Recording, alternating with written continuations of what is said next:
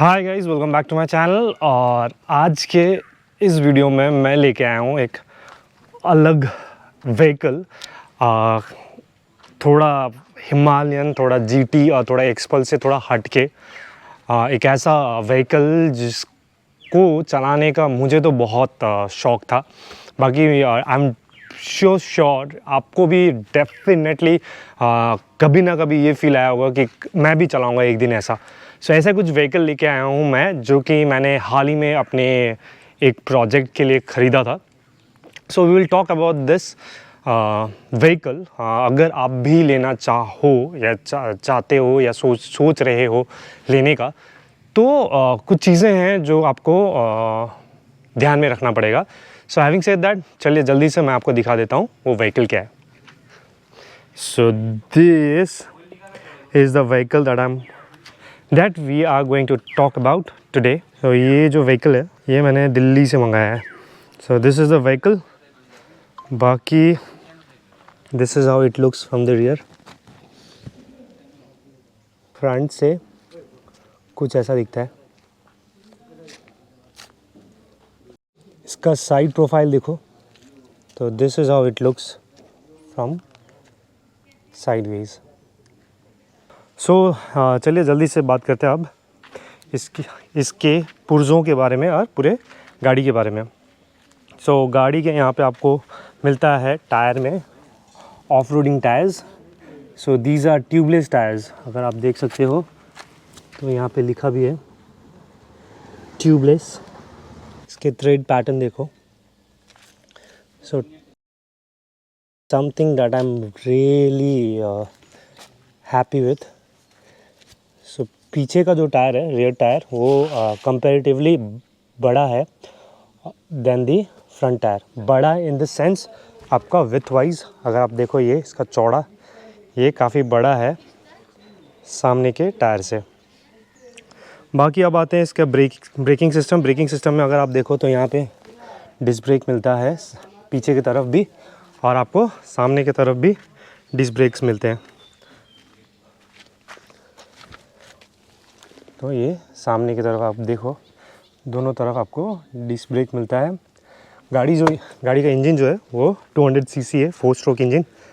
और इसमें बस आपको 2 ही गियर है, एक रिवर्स और एक फॉरवर्ड।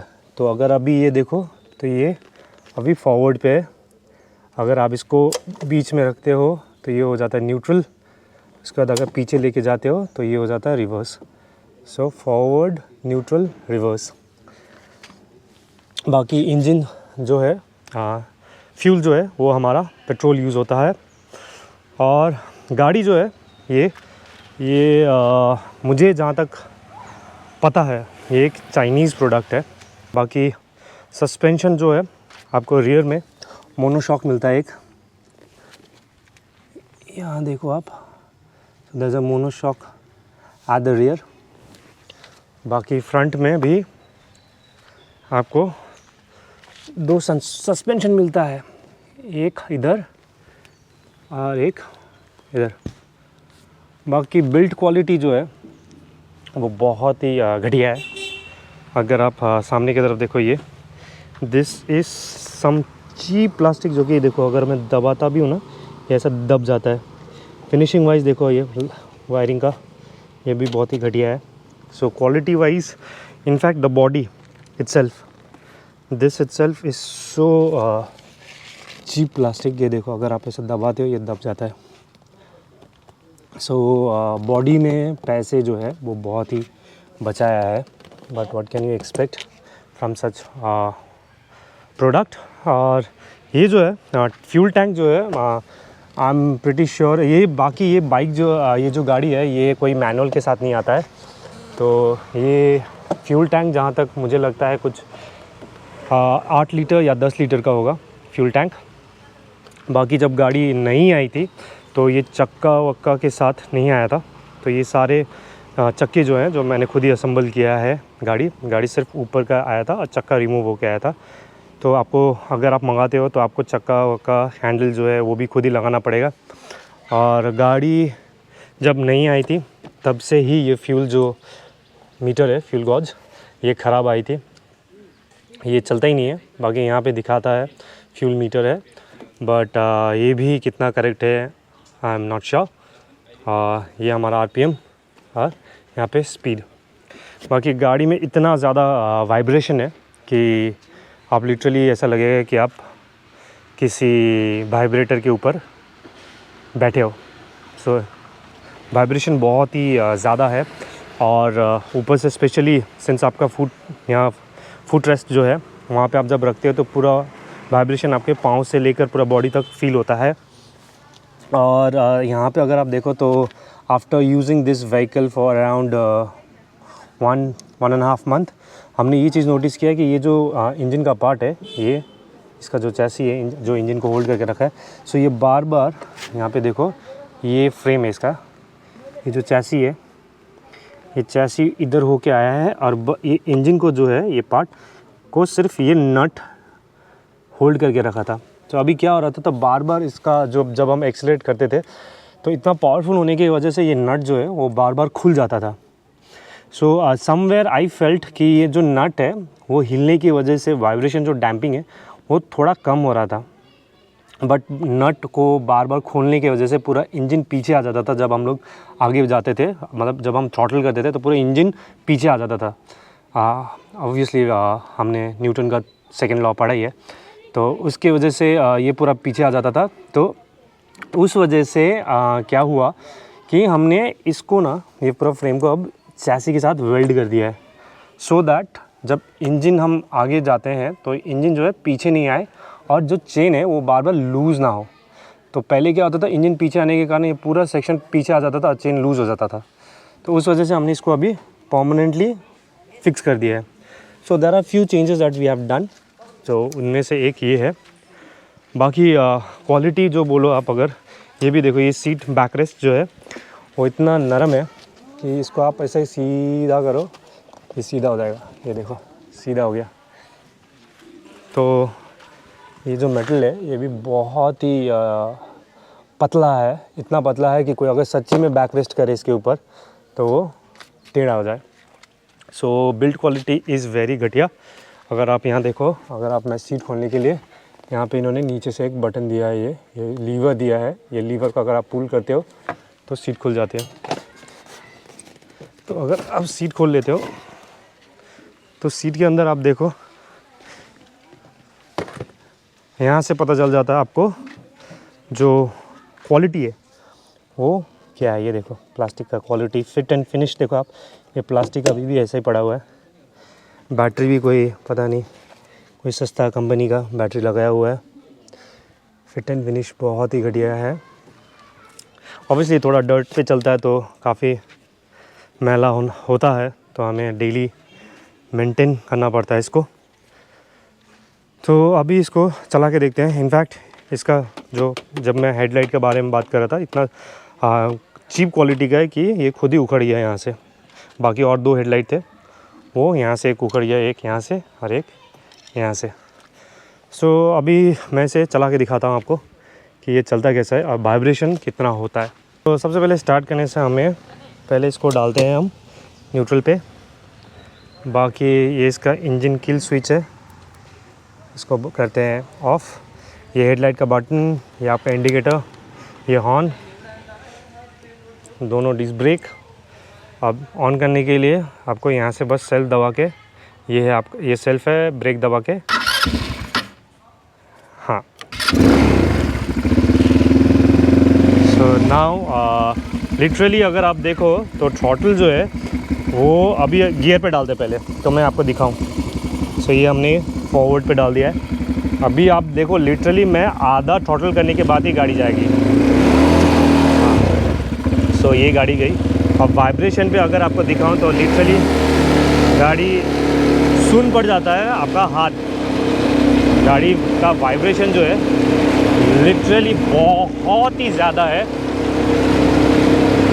Compare to other. सो ये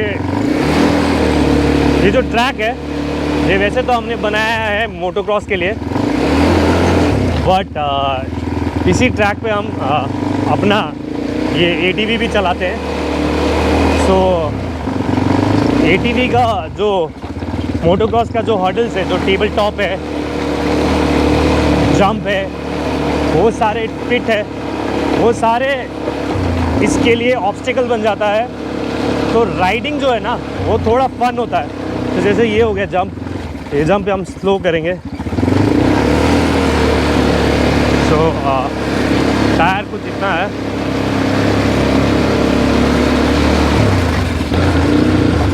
बाकी अब दिखाते हैं आपको कि इसका पावर कितना है। अभी पावर को चेक करने के लिए उसका कितना ये पावरफुल है।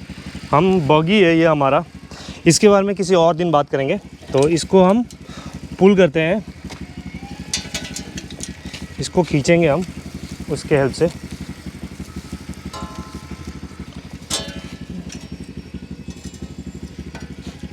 सो इसको यहाँ फंसा लेते हैं, पहले रस्सी बांध लेते हैं और इस पे हम किसी को बिठा देंगे। सो अब हम बांधते हैं इसको। सागर बैठा है। अब इस गाड़ी को और एक बंदे को हम ट्राई करेंगे इससे खींचने के लिए। देखते हैं ये पुल कर पाता है कि नहीं।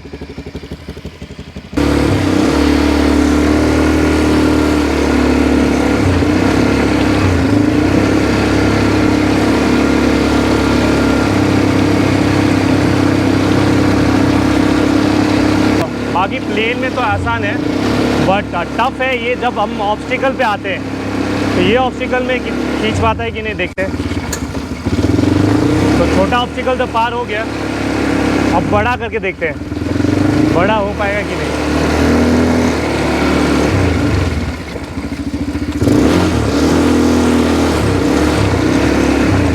सो यस, डेफिनेटली हम छोटे मोटे गाड़ी तो हम खींच पाएंगे।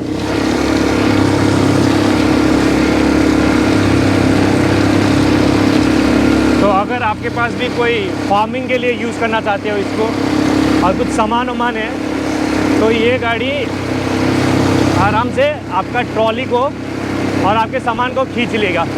सो आपने देखा कि ये गाड़ी आराम से कुछ 70 किलो का, 70-80 किलो का होगा भाई।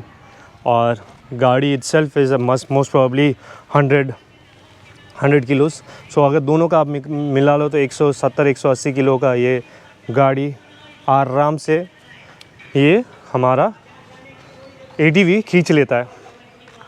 सो ये जो नॉब दिया गया है वो काफ़ी स्ट्रॉन्ग भी है, तो टूटेगा नहीं आसानी से। So this is it.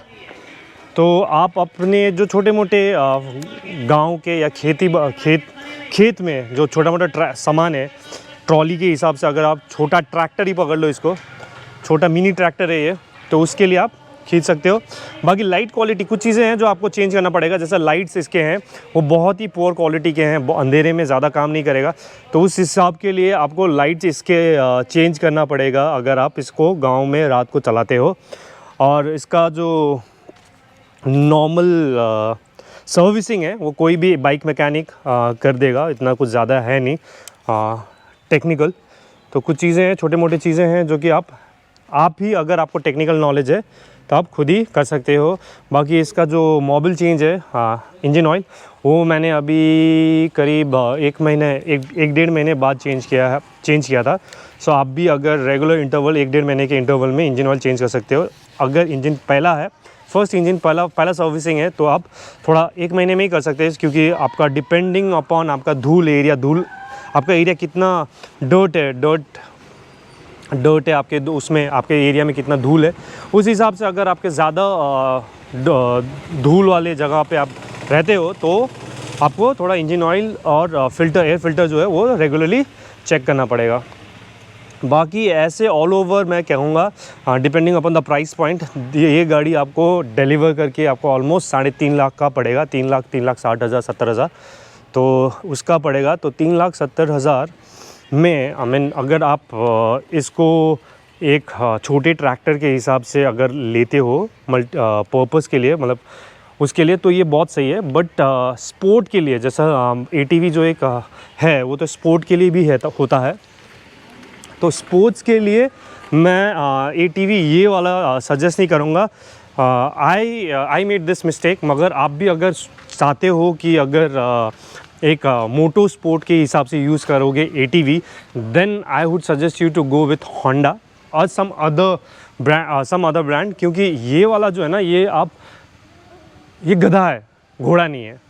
ये गधा है, घोड़ा नहीं है। आप इससे खींच सकते हो, राइड कर सकते हो, बट अगर आपको वो स्पीड और रोमांच चाहिए, अगर आप उड़ाना चाहते हो गाड़ी को, तो मेरे को लगता है कि आपको होंडा के साथ जाना चाहिए, ना कि ये। सो मैंने अपना गलती पहला मिस्टेक कर लिया है, लेकिन अगला जो गाड़ी है वो मैं डेफिनेटली होंडा का लूँगा, क्योंकि होंडा में जो है आप गियर को शिफ्ट कर सकते हो। मतलब आप उसमें 4 गियर होता है, 5 गियर होता है, यहाँ पे सिर्फ सिंगल गियर है। और उसका सस्पेंशन जो है, बिल्ड क्वालिटी वो भी बहुत बेटर है। आप उसको लिटरली हवा में उड़ा सकते हो। ये नहीं, इसका जो क्वालिटी है बहुत ही मीडियोकर है। तो अगर आप ये सब जंप वम्प कराओगे तो मेरे को लगता है ये टूट भी जाएगा, इसका चैसी वैसी। तो इसलिए मेरा कहना ये रहेगा कि डिपेंडिंग अपॉन योर पर्पस, आप किस पर्पस के लिए ले रहे हो, उसी हिसाब से आपको जाना चाहिए। So this is for people who wants a vehicle अपने एग्रीकल्चर के लिए या किसी चीज़ के लिए, घर के मल्टीपर्पज़ चीज़ों के लिए, तो ये लीजिए। और अगर आप स्पोर्ट के लिए लेना चाहते हो तो गो फॉर होंडा। होंडा थोड़ा ज़्यादा प्राइस पॉइंट पे आता है इससे, बट डेफिनेटली ज़्यादा फन रहेगा compare to this. So guys, आज के व्लॉग यहीं तक, और होप आपको ये व्लॉग पसंद आया हो। बाकी नेक्स्ट व्लॉग जो है वो मैं बगी को लेके आऊँगा। So stay tuned, till then bye, see you, take care.